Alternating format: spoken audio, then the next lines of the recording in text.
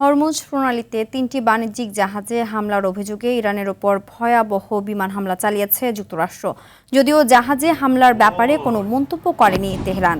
বুধবার মধ্যপ্রাচ্যের বিভিন্ন ঘাঁটি থেকে এসব হামলা চালায় মার্কিন সামরিক বাহিনী। সেন্টকমের দাবি, ইরানের ক্ষেপণাস্ত্র ঘাঁটি ও রাডার সহ ৮০টিরও বেশি লক্ষ্যবস্তু এবং ৬০টি স্পিডবোট ধ্বংস করা হয়েছে। তেহরান জানিয়েছে, যুক্তরাষ্ট্রের হামলায় ইরানের বিভিন্ন বেসামরিক এলাকা ক্ষতিগ্রস্ত এবং কয়েকজন আহত হয়েছে। এই সংঘাতের জেরে ইরানের তেল রপ্তানির ওপর আবারও নিষেধাজ্ঞা চাপিয়েছে ওয়াশিংটন। ফলে বিশ্ব বাজারে এক লাফে ২.৫% ওপর বেড়েছে তেলের দাম।